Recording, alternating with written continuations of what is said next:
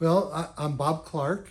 I am an elder in the Rio, Texas Annual Conference of the United Methodist Church, currently appointed to serve as a director of the Sinago Center at Travis Park. Othering is a ongoing kind of a problem, and I think ongoing forever. We've always had to deal with this notion of some people being in and some people being out. I'm not quite sure what that is. Something about the human condition that makes us feel this need to define ourselves as a group. We have to be in the group, and it's not a new kind of a conversation. I mean, it's happened. It happens around different people groups at different times, usually around what is perceived as the smallest minority or the weakest minority, those with the least amount of voice and the least amount of power.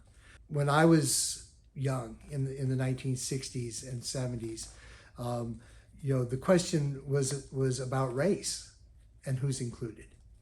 That was during the civil rights movement when I was a young child growing up, and I was formed in the idea that black people were inferior to white people.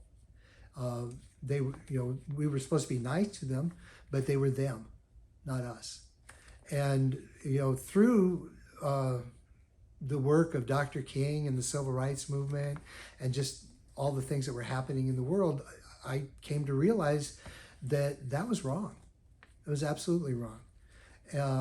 And then I began to know people who were black and realized that these are people like me. So for me, that was the beginning of understanding full inclusion. But now the excluded minority seems to be members of the LGBTQI plus community, that easily identified as different, right? And that makes them vulnerable. It makes us vulnerable. So, I think for me, it was about really diving into the scriptures and beginning to try to understand what's really being said here, what's really happening here. So I guess that's where I began to take seriously this notion that we're supposed to love everybody. I mean, Jesus only gave one commandment.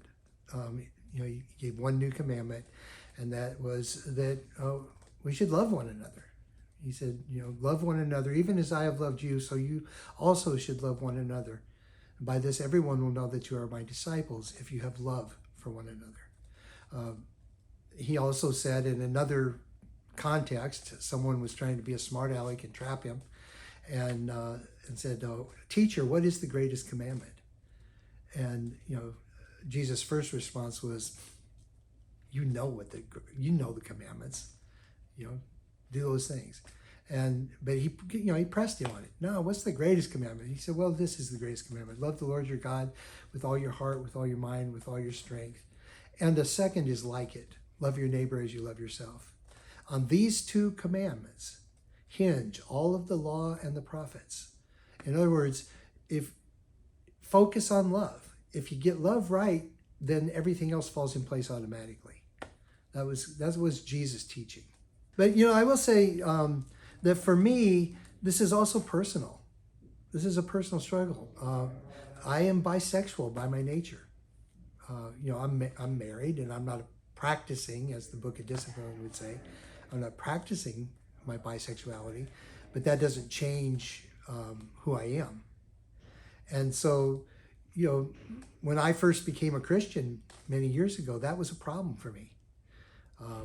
Because I was told very clearly that is a choice and that's a behavior that's wrong, and so it was almost like I tried to just shut off a part of who I am, and I tried to just pretend that's not who I am, but it is who I am, And it forced me to really wrestle with Scripture and to question and do a lot of reading, a lot of research about, well, you know, am I okay?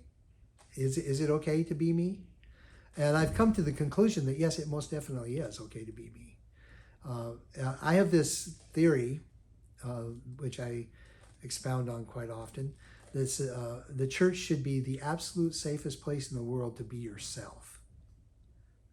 If I had, a magic wand, and I could do one thing, it would be that. I would wave that wand, and church would become, and I'm talking church writ large, but church would become the safest place in the world to be yourself. There's plenty of people in the world that will beat you up. There's plenty of people in the world that will police you and try to change you and all the things that happen. And we need a safe place too. And my prayer is that it would be the church.